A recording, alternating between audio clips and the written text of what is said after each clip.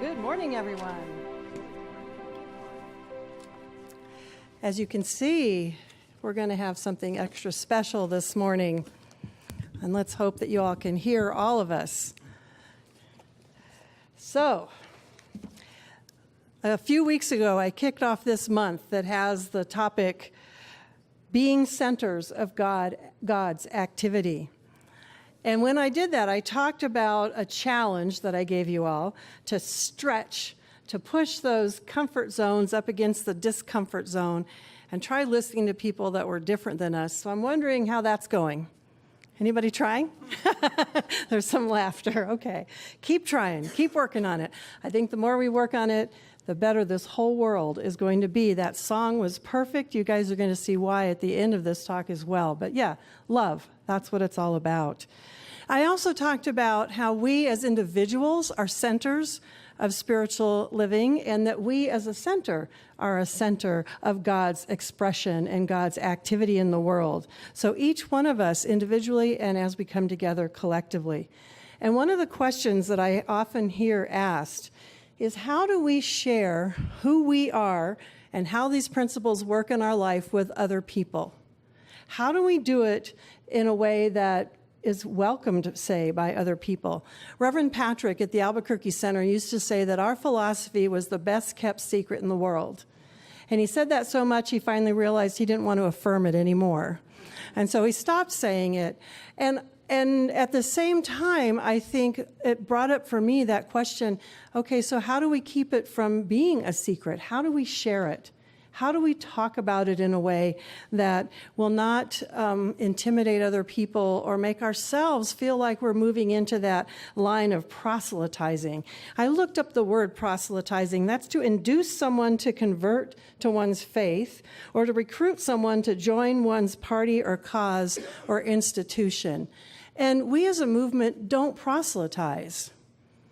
We don't go out there and try and convince people that they have to be converted to what we believe. And we definitely don't believe that anyone's going to hell if they don't convert to what we believe. So we want to learn how to share in a way that is not proselytizing. So I like to use what the 12-step programs use, that we use attraction rather than promotion. And one of our very main principles is that law of attraction. Reverend Sandy last week talked about reading chapters 18 and I think 16, 17, and 18. And chapter 18 is actually called the law of attraction. It's an entire chapter about that concept and how it works. I highly recommend it. The reading was from that, and I'll be reading a couple more little passages out of it. But the whole chapter is how this law of attraction works in our lives.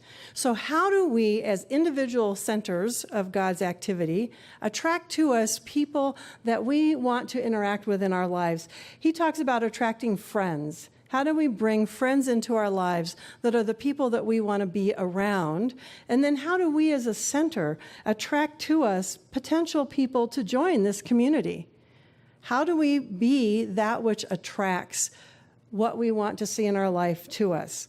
Well, I believe the first thing we do is we start by living these principles and becoming what it is that we want to attract into our life. If we want more joy, we become joyful. If we want more peace, we find a way to be centered in peace in our own lives. And if we want more love, of course, all we need is love. We start loving the whole world, loving everyone that shows up in our life. So again, from the 12-step movement, they say once we do that, people are going to say, hey, I want what she has, he has.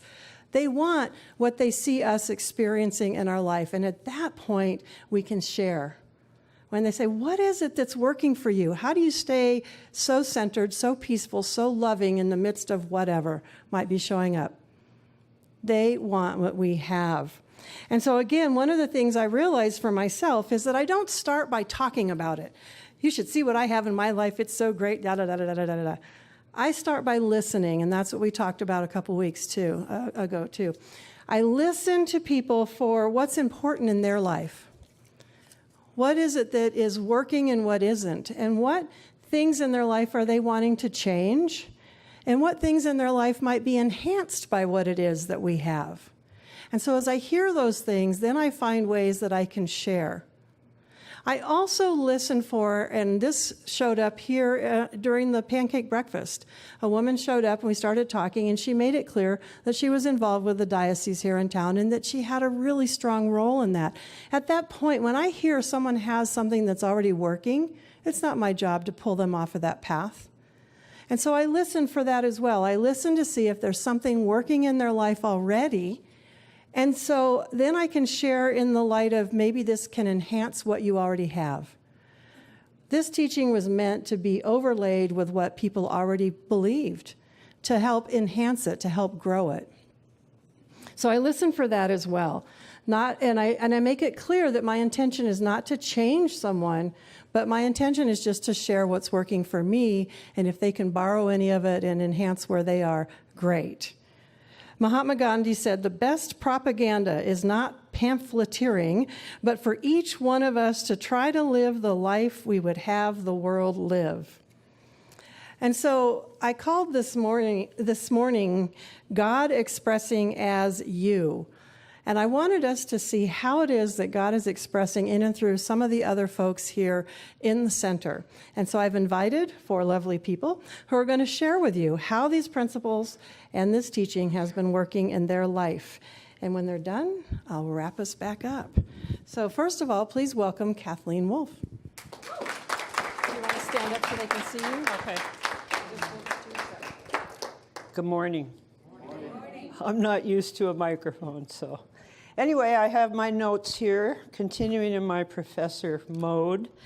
At first, I found it really difficult to think about 3 minutes or so of how this place has worked for me and the principles. But then I just started thinking about which ones really work for me. And what Bonnie was talking about, the law of attraction. Change your thoughts, change your life. That was like number 1. Meditation has really worked for me. I started out not even doing it when I came here, and now myself and another person lead meditation every Thursday. So it's really evolved, and I have really seen a lot more calmness and better relationships in my life because of that. Also, taking classes, which really helps you explore and practice the principles that work, and also develop community and deeper friendships. That has been really good. Service to others. I didn't realize in the beginning how much that puts you in the present moment, but it always does as I stop thinking about myself and start thinking about other people around me. And last but not least, love, which Bonnie talked about. And that really has made more community here for me and deeper relationships. And just to remember that one word whenever I'm getting a little excited about something, to remember love and not judging people. Thank you.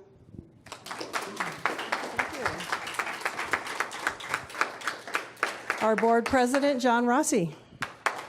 Thank you, Bonnie. I'd like to share with you a little bit about my personal experience with the power of prayer. Back 10 and a half years ago, we were living in Florida, and I had been looking for a job for several months and was unable to find anything. At first, I started to look locally where we were, and then expanded my search, and it became apparent that we weren't going to be able to stay where we were because we were in pretty dire straits. We were about out of money and up to our neck in debt, and we were members of a Unity church where we lived in Florida. And we had a meeting with the Reverend. It was a meeting of prospective prayer chaplains, which would, I guess, be the equivalent of our practitioners. And I explained to her that I wouldn't be able to become a prayer chaplain there because obviously I was going to have to find a job, and I was unable to find a job, and likely I'd be moving away. So after we had this little meeting, we all did a closing prayer, stood in a circle, and and held each other's hands, and she prayed us out, and she also added, and I know that John will find exactly the job that he needs, the job that's perfect for him. And with that, an inexplicable energy surged through me like a lightning bolt. And I was actually weak in the knees and almost collapsed.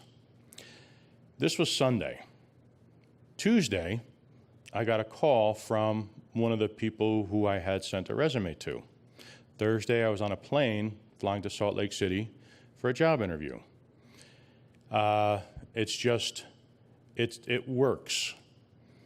The power of prayer and the power of intention is alive, and it works. For instance, when we moved again, we had lived in a house for 3 years, and I had checked on Zillow, and the value of the house was $20,000 or $30,000 less than we had paid. And at this point, we had wanted to move, but we obviously would be unable to if we had to take a $30,000 loss on the house. So the work situation there became pretty bad, and so we decided we would want to move back to Florida. And once we made that decision, our intention was to move back to Florida. Things started to instantly change. We contacted a friend who was a realtor, and he looked at our house and he said, well, you know, it's funny, the market in that area has changed very recently, and our house was now worth more than we paid for it. And we had decided we were going to take a little vacation in Florida, and I had applied to a company there and had heard nothing. And it was a couple days before we were set to leave on our vacation there that I got a call and said, hey, would you like to have an interview? And I said, sure. And it happened to be the days that we were there. And it was not a simple interview. It was a 3-step interview. One was a written test, and the other was a practical test of my knowledge, and the third was a face-to-face interview. And I asked them, well, we're going to be there for a week. Is it possible to get this done in a week? She said, no, that's not really likely. So I went in, I took the written test, and I asked when I might get the results for that. It'll be a while. So we got in the car and drove 2 miles down the road and got a phone call. So needless to say, I got that job, and everything fell into place. We could not have planned it or forced it to go any better than it did without any effort at all. So the power of prayer and the power of intention are both very real and have worked in my life. And I hope it can work in yours too. Thank you.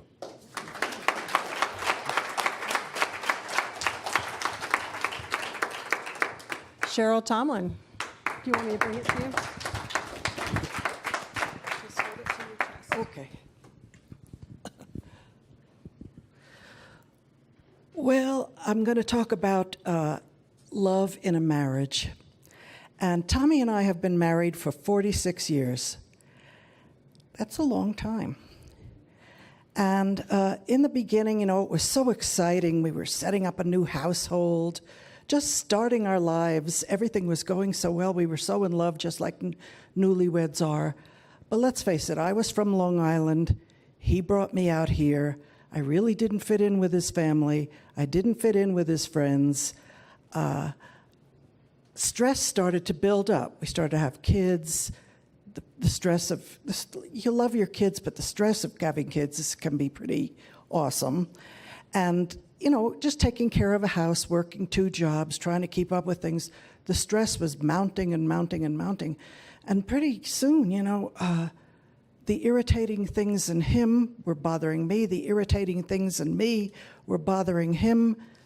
And things were going south pretty fast. So it was very, very painful to me, and I'm sure it was to him. So I began to think, well, you know, I belong to this wonderful philosophy. What have I learned that could help me here? And of course, the overpowering theme of today is love. If you want love, give love. Anything you want more of, give that in life. So I decided, I've got to do this. This is what I'm called to do, and this is what I want to do. So the next time he walked in the kitchen, I gave him this big old hug to start with. And if I could have had a camera to take a picture of what he looked like he was in shock, to tell the truth, the poor guy.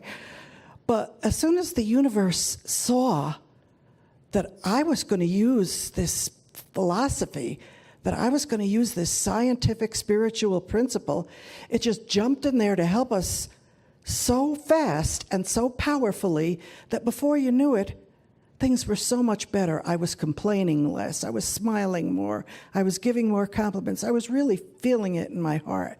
And so was he. Things got so much better. It was a blessing, a real blessing. So all I have to say is that we're doing better now, and we're more in love now than we were when we first got married. And one other little thing. Remember the blackout the other day? Was anybody else in the blackout, the city blackout? Yeah, that was a joy. For several hours, we were without it was night, of course, after that storm, and no air conditioning. So I'm lying there, the sweat's pouring off, and I think, I can't stand this much more. So I start a spiritual mind treatment, asking for the power to come back on. Soon as I got through with the third step realization, the power came on right that second. I wanted to say, wait a minute, there's 2 more steps here. Anyway, our spiritual philosophy is so powerful. Let's use it and attract everybody else here. Thank you.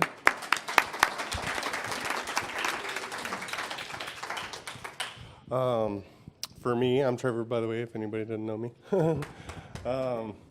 So for me, I see Spirit work through me as much as I give energy to it. So Sandy said something last week that really resonated with me, was faith without works is dead. And so you can know everything you need to know about religion or God or science, however you want to look at it. You can know everything you need to know, but if you don't put it into practice constantly, then you're going to stay exactly where your mind is. And so that battle for me is, or if I believe for everybody throughout the entire day, the entire week. It's not just on a Sunday when you come and get a refresh for the week. It's waking up first thing in the morning and setting your intentions to be good and for good things to happen, and not staying trapped in what happened yesterday or the day before that or what may happen in the future that hasn't happened yet.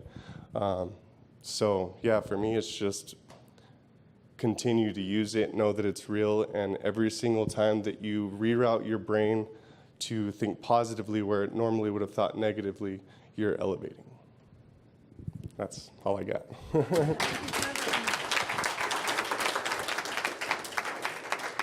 And so we have one more surprise. I know some of you have already seen her, but Ariel App is in town. Yay, Ariel. And she's going to share with us. Hi, family. I missed you guys. So Reverend Bonnie asked me to come up and speak today at how I've taken the spiritual principles with me in my life in the last 9 months. It has felt a little bit longer than that. But, many of you know I'm in recovery from drugs and alcohol, and I've spent the last 3 years of my life cleaning up the wreckage from my addiction. I had to go back to Salt Lake to enter into a plea and abeyance program. The court didn't recognize any of the things I had done in my recovery so far, and they were solely focused on one thing, and they wanted me to complete this program. So it's been a series of onerous hoops to jump through. And it's been a challenge. And on top of that, I moved back in with my brother, and he ended up going through a serious bipolar manic episode. And then right soon after that, my loyal companion of 10 years, many of you knew Farley, he passed on. So I had to really pull from my spiritual tool belt. And these are all things that I've learned in this center. I've learned, I'm very active in 12-step programs myself, and I keep that spiritual tool belt with me, and I never leave it at home. So when things like that happen for me, I have to draw on things. And one of the things that I draw on first and foremost is always I ask myself, what is the lesson in this? What is it that I'm not seeing? I ask creative intelligence to show me, to open my eyes and say, what can I learn from this? That puts me in a much different mindset, a much more positive one, because now I'm not just looking at what's going on and what I'm stuck in and the fear, which is just a lack of love. I'm now open to receive whatever comes. That's one thing. Meditation. So before I had a support system in place, because you all were my support and my love, and you carried me through a lot of things that happened here in Las Cruces. But before I had that in Salt Lake, I would, like Kathleen said, I would meditate in the morning, 20 minutes every morning. It was a regular practice, and I didn't miss it. The other thing that I did came from a suggestion I heard here in the center from Julia Cameron's morning pages. I would empty my mind onto the pages first thing when I woke up. And a lot of the suggestions that I've used in my life have come from taking classes here. You know, I've always been encouraged to read wonderful books out there. I was reading The Power of Now when I first moved to Salt Lake, and that helped a lot as well. And then, of course, the power of prayer and the power of intention, like some of the other panel members have spoken on today, has really driven me and kept me going strong. So now I am 3 months away from graduating the program. This time next month, I will be 3 years clean and sober. And thank you. It feels great, but it's not through anything but action, you know. I continue to take the next right step as it appears to me. And I have an excellent relationship with my brother. I am accountable for my side of the street and how I can help with my family and with his mental illness. But I've learned where to draw my boundaries and do that with love. I've had to learn things over the time that I've been there with my brother. There's been a few things that have really rocked my family and rocked my boat and my foundation. But if I hadn't listened to all the suggestions and the things that I've heard both in this community and in my 12-step community and stayed involved, I wouldn't be where I'm at. And I'm so grateful. I'm so grateful to be here to share with all of you, my family. And the power of oneness has also, you guys have all been with me this whole time because we are one. And I constantly remind myself, this too shall pass. We are one. And I take the necessary steps I need to meditate and stay connected with my higher power. So thanks so much for letting me share.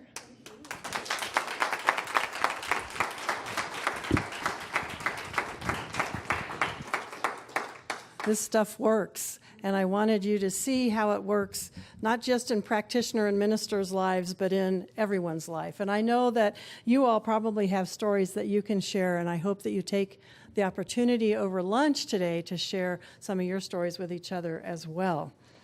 So in that same chapter, The Law of Attraction, Ernest Holmes also says, we must bring ourselves to the place in mind where there is no misfortune, no calamity, no accident, no trouble, no confusion, where there is nothing but plenty, peace, power, life, and truth. We should definitely daily, using our own name, declare the truth about ourselves, realizing that we are reflecting our statements into consciousness and that they will be operated upon. This he called high mysticism. And he said, this is something that we can practice. And he also said that one of the first things to do is to love everybody. And that turned into a theme. I didn't even know the song was going to be about love this morning, but that's truly the theme, that we need to love everybody. If you've done this, he says, then there is always more good than bad in people, and seeing the good tends to bring it forth. Love is the grandest healing and drawing power on earth. It is the very reason for our being, and that explains why it is that people should have something or someone to love. The life that has not loved has not lived. It is still dead. Love is the sole impulse for creation, and the person who does not have love as the greatest incentive in his or her life has never developed the real creative instinct. No one can swing out into the universe without love, for the whole universe is based upon it. To him who hath loved much, much is given. And he's quoting the Bible on that one. So as we think about it, think about how it is that love can move in and through your life, how you as a center of God's activity start with that love and let it reach out there. And so I wanted to take that, I did want to share with you that in today's daily guide in the Science of Mind magazine, he says, the intangible nature of love becomes tangible when we live it out loud. And all these folks are living that love out loud. I think we all are, and that's the gift that we bring this community, is living love out loud, and that's going to draw people to us. They're going to want to see, how do we get that love to come forward no matter what we're experiencing in our lives? And so I thought that that idea of saying wonderful, he goes on here to say that the mystics taught to put your arms over your chest and say, wonderful, wonderful, wonderful me. Wonderful, wonderful, wonderful me. And he says, when you do that, you're moving into that place of knowing the truth of who you are. You are that God expressing in the world. And he says that it is act as though I am and I will be. And we hear that in the 12 steps also. Act as though I am, knowing that you are God, the divine expressing. Act as though I am love, expressing in this moment, and it will be. So again, wonderful, wonderful, wonderful me. Wonderful, wonderful, wonderful me. And so it is. I want to thank the panel one more time. Thanks, you guys. Thank you, Ariel.